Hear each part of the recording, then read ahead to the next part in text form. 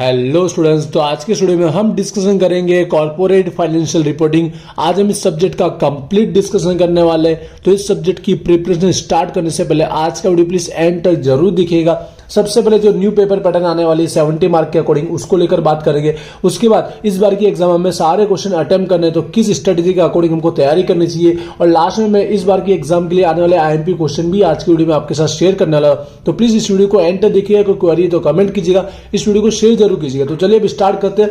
सबसे पहले फटाफट जो पेपर पैटर्न होने वाली है उसको लेकर बात कर लेते हैं। अब हमारा पेपर कोविड के बाद 70 मार्क का एंड 2.5 आवर टाइमिंग का होने वाला है। ठीक है, जो पहले 2019 के पहले हुआ भी करता था।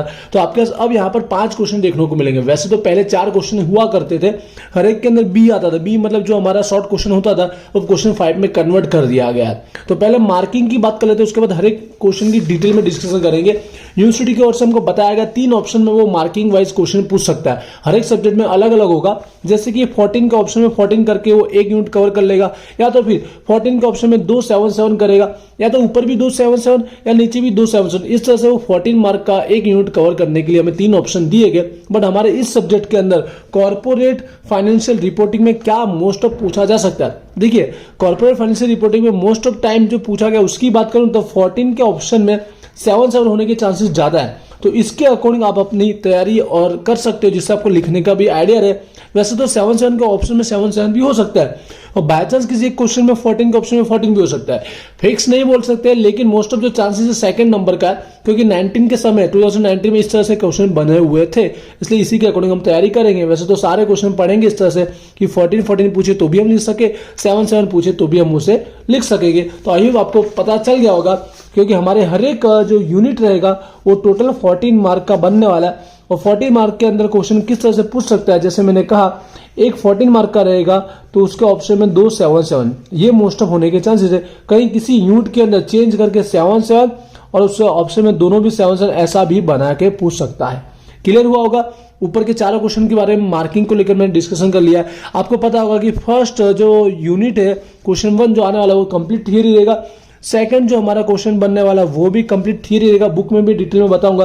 क्वेश्चन 3 में थियरी प्लस सम, और क्वेश्चन 4 के अंदर भी थियरी प्लस सम्स दोनों देखने को मिलते हैं। लेकिन मैं आपको तैयारी करने के लिए बोलूंगा तो थियरी की तैयारी कर लीजिएगा, आपका काम हो जाएगा, क्योंकि आपको ऑप्शन तो देखने को मिलेगा ही, इसलिए सम सॉल्यूशन करने की कोई दिक्कत होगी ही नहीं। ठीक है, डिटेल में बुक से मैं डिस्कशन करूंगा आगे।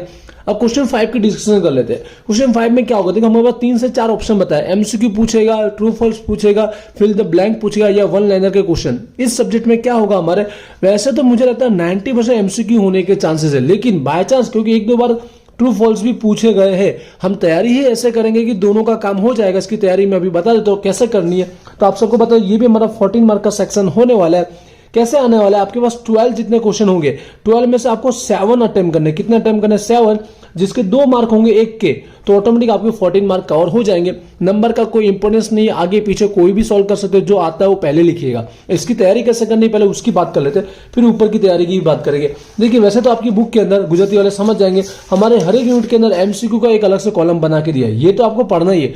बट ऐसा होता है मोस्ट ऑफ कि ये एमसीक्यू रिपीट ना भी हो, तो क्या करेंगे हम, जब ऊपर के लॉन्ग क्वेश्चन बनेंगे तो उसमें से ही एमसीक्यू बनता है। जैसे कि ऐसा एग्जांपल समझाना चाहूंगा, पॉइंट नंबर 9 जैसे हम रीड करेंगे ना, यहाँ पर 7F है, 7F के रिलेटेड, तो उसी को एमसीक्यू में बना दिया जाएगा कि उस ऊपर में से विकल्प में से कौन सा F उससे रिलेटेड नहीं है। जैसे कि यहाँ पर मैंडेटरी जो कंपोनेंट है, ठीक है, फर्जियात घटक, तो आपको नीचे दिया गया ऑप्शन में पहचान रहेगा इसमें से कौन सा नहीं है। जैसे कि एज एग्जांपल समझा रहा आपको, यहाँ पर जो भी स्टैंडर्ड नंबर दिए गए तो बोला गया कि ये जो किससे रिलेटेड है, कौन सा स्टैंडर्ड इस पे अप्लाई होता है, इस तरह से एमसीक्यू बनेंगे। जो लॉन्ग क्वेश्चन पढ़ोगे वही हमारा एमसीक्यू हो जाएगा। ये एमसीक्यू बुक के दिए वो तो पढ़ना ही है, बट लॉन्ग क्वेश्चन को भी माइंड में रखना है, क्योंकि वही हमारा एमसीक्यू ट्रू फॉल्स में कवर हो जाएगा। आई होप आपको तैयारी पता चल गई होगी। और ऊपर के 4 क्वेश्चन की डिटेल में डिस्कशन कर लेते हैं। आईएमपी क्वेश्चन भी बता देता हूँ और किस तरह से आपको तैयार करना चाहिए। जैसे 14 में पूछे तो भी आप लिख पाओ, 7 में पूछे तो भी आप लिख पाओगे, और स्ट्रेटेजी बताऊंगा एंड में। देखिए, यहाँ पर बुक में से बता देता हूँ एक एक यूनिट के अंदर, जिससे हर एक स्टूडेंट्स को हेल्प हो जाएगी। गुजराती वाले अपना बुक रखेंगे, वरना कंप्लीट उनको पता चल जाएगा। टोटल 9 टॉपिक है। अब देखिए, जैसे मैंने कहा यहाँ पर हमें 14 के ऑप्शन में 2-2-7 तो मिलेंगे ही, तो आप 5 क्वेश्चन पढ़ोगे तो भी आपका काम वैसे तो हो ही जाएगा। लास्ट में मैं एक यूनिट के अंदर एक आईएमपी क्वेश्चन मोस्ट ऑफ बताने वाला हूँ कि ये पूछने के चांसेस ज्यादा है। एंड तक देखना वीडियो। तो सबसे पहले बोलना चाहूंगा, अंदर से मैं बताना चाहूंगा कि पहला क्वेश्चन इसमें से कौन सा पढ़ना चाहिए। तो यहाँ पर जो कॉन्सेप्ट निकल के आता है, पहले तो आप प्लीज डिटेल में उसकी व्याख्या, डेफिनेशन अच्छे से पढ़ेगा, जिसके बारे में आप लिख सको और पॉइंट के अंदर भी उसके बारे में बता सको। तो कॉन्सेप्ट मतलब हमारा यही हो गया, फीचर बोलो, इसको कैरेक्टरिस्टिक बोलो, ठीक है, लक्षण, ये पॉइंट पढ़ना आपको। यहाँ पे 7 पॉइंट दिए गए। उसके बाद ठीक है, जो जो बोल रहा हूं आपको पढ़ना है। पॉइंट नंबर 4 आपको पढ़ना है, ऑब्जेक्टिव, हेतु या स्कोप। ये आपको डिटेल में थोड़ा अच्छा, पहले तो आपको पॉइंट पढ़ लेने हैं। पॉइंट पढ़ने के बाद थोड़ा बहुत अंदर डिटेल में लिखने के लिए समझ आप रख सकते हो।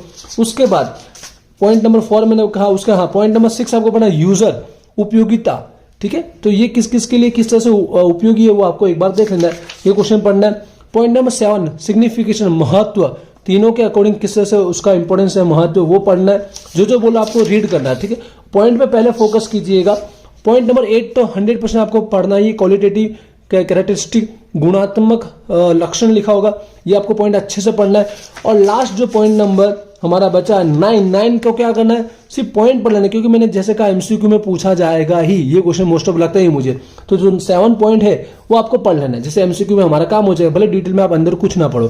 ठीक है, आई होप आपको क्लियर हुआ होगा।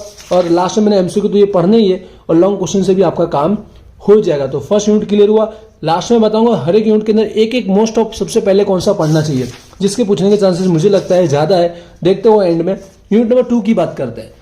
तो गुजराती सिलेबस में बुक रख रहे होंगे तो उन्हें आइडिया आ ही रहा होगा। सबसे पहले कौन सा पढ़ना, पहले तो याद रखिएगा जो भी डेफिनेशन, इंट्रोडक्शन थोड़ा डिटेल में पढ़ लीजिएगा। उसके बाद हम इसमें बात करते हैं, सबसे पहले जो क्वेश्चन आपको पढ़ना चाहिए, इसके एक एक बुक के अंदर से दिखा रहा हूं। तो देखिए लॉन्ग वीडियो हो सकता है, लेकिन आपको समझ में आएगा कहाँ पढ़ना है। रोल ऑफ, ठीक है, कंपनी एक्ट जो नया 2013, ये पॉइंट आपको पढ़ना है। ठीक है, पॉइंट नंबर 6 जैसे मैंने कहा। फिर पॉइंट नंबर 8 आपको पढ़ना है, ट्रू एंड फेयर। गुजराती वाले समझ जा रहे होंगे, गुजराती वर्ड में यूज नहीं करा। तो पॉइंट नंबर 10 में आपको क्या करना है, इसमें दोनों के 100% पढ़ना है, दोनों के कंपोनेंट, घटक के नाम पढ़ना है। यहाँ पे नाम दिए गए। ठीक है, एग्जाम में नाम आप पहले याद करोगे तो ही डिटेल में उसके बारे में लिख पाओगे। तो ये यहां से पढ़ लेना आपको। उसके बाद नेक्स्ट क्वेश्चन इसी का बनेगा। 11 नंबर का ये क्वेश्चन है, तो 12 नंबर का ये क्वेश्चन है। क्या होगा 11 में, इसको डिटेल में समझाया गया है। तो नाम तो आपको पहले याद करने पड़ेंगे, और थोड़ा बहुत आप जानते भी होंगे इसके बारे में। तो पॉइंट नंबर 11 भी उसमें आ गया। ठीक है, फिर यहाँ पर पॉइंट नंबर 11 के बाद, हाँ 11 में आपको बोलना चाहूंगा, कई बार डायरेक्ट क्या पूछ सकता है, ये हमारा जो नया बैलेंस शीट पाकू शुरू है 2013 से, ये फॉर्मेट याद कर लेना। वैसे भी आपको आता ही होगा, अब एमकॉम तक आ चुके तो नया फॉर्मेट। इसी तरह प्रॉफिट लॉस, नफा नुकसान का भी फॉर्मेट याद कर लेना कैसे बनता है, क्योंकि कई बार डायरेक्ट फॉर्मेट भी 7 मार्क में पूछ सकता है। ठीक है, ये पॉइंट नंबर 11 तो हुआ। फिर पॉइंट नंबर जैसे है यहाँ पर, हाँ कैश फ्लो के बारे में थोड़ा बहुत आपको पहले से पता है। कैश फ्लो, रोकड़ प्राप्त थोड़ा बहुत पूछ लिया तो आप इजीली इसका लिख ही पाओगे कि इसमें कौन कौन सी एक्टिविटी होती है, कैसे उसको रेडी करते हैं, कौन कौन सी मेथड है, पढ़ लेना थोड़ा बहुत। ठीक है, जैसे मैंने कहा फॉर्मेट पूछ सकता है, तो बाय चांस कैश फ्लो के बारे में भी पूछ सकता है। उसके बाद यहाँ पर हमारा पॉइंट वॉलेंटरी रह गया। वॉलेंटरी वाला, स्वैच्छिक वाला, कंपोनेंट के नाम आपने आगे पढ़े होंगे, यहाँ पर थोड़ा डिटेल में समझाया गया है। और इंपोर्टेंट लास्ट पॉइंट नंबर 8, दोनों के बीच का, डिस्क्लोजर के बीच का क्या है, डिफरेंस, तफावत पढ़ना है आपको। हो गया क्लियर। पॉइंट नंबर 19 कैसा है, बाय चांस आपको पढ़ना है तो एक बार ऊपर से देख लेना, वरना चल भी जाएगा।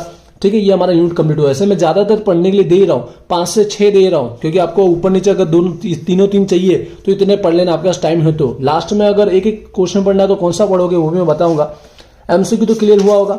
ठीक है, हमारा यूनिट नंबर 3 की ओर आता है। देखिए यहाँ पर 3 है स्टैंडर्ड, 3 में से मैं बोल रहा हूँ 2 पढ़ लो, जिससे एक ना एक क्वेश्चन तो आपका काम हो जाएगा। भले 7 पूछेगा या 14 तो भी हो जाएगा। इसमें क्या शॉर्ट नोट, टूक नोट पूछा है डिटेल में, या बोल देगा ये सब लिखी है। तो पहला इसमें फर्स्ट पढ़ लीजिएगा और सेकंड पढ़ लीजिए, 2 पढ़ लीजिएगा तो आपका काम हो जाएगा। पढ़ना क्या रहता है इसके ना, जैसे ऑब्जेक्टिव, हेतु, तो आपको पढ़ लेना। कई बार डायरेक्ट क्वेश्चन में ये बना के पूछ लेता है। ठीक है, जो जो पॉइंट दिख रहा है इसमें से 6-7 पॉइंट है, तो 3-4 पॉइंट अच्छे से पढ़ लेना, क्योंकि 14 में ये आ सकता है। इस टाइप का टूक नोट, शॉर्ट नोट 14 में पूछा जाता है। तो यहाँ इस यूनिट के अंदर 2 पॉइंट, ठीक है, पॉइंट नंबर ये वाला, ये 2 पॉइंट के बाद थोड़ा डिटेल में पढ़ लेना बस, और हमारा ये यूनिट हो जाएगा कंप्लीट। एक छोड़ सकते हो, पढ़ने के लिए तीनों पढ़ सकते हो, लेकिन एक छोड़ दोगे तो चलेगा। 2 से हमारा काम पेपर में हो ही जाएगा। हमको सारा कुछ पढ़ के वैसे जाने की जरूरत नहीं, ऑप्शन इसलिए तो दिया गया आपको कि सारा पढ़ना ना पड़े। यूनिट नंबर 4 में जहाँ पे 4 है तो 2 स्टार्टिंग है पढ़ लो, 2 के बारे में डिटेल में पढ़ लो। ठीक है, डिटेल में पढ़ना मैंने जैसे मैंने कहा पॉइंट डायरेक्ट पूछ सकता है, जैसे कि ऑब्जेक्टिव यहाँ पे पूछा है, यहाँ पे स्कोप, तो ये भी क्वेश्चन में हो सकता है। ये ना भी लिखा हो शॉर्ट नोट, तो आपको ये लिखना ही है बना के। तो इस तरह से आपको ये 2 पॉइंट इस यूनिट में से आपको रेडी करना है। अर्निंग पर शेयर, शेडेड कमानी। ठीक है, पॉइंट दिए होंगे ज्यादा 7-8, आपको 3-4 अच्छे से पढ़ लेना। जैसे कि डिस्क्लोजर, ये इसका पॉइंट पढ़ ही लेना। कुछ पॉइंट डायरेक्ट लिखा हुआ होता है क्वेश्चन में, ये पॉइंट का बताओ, तो आपको लिखना पड़ता है वो।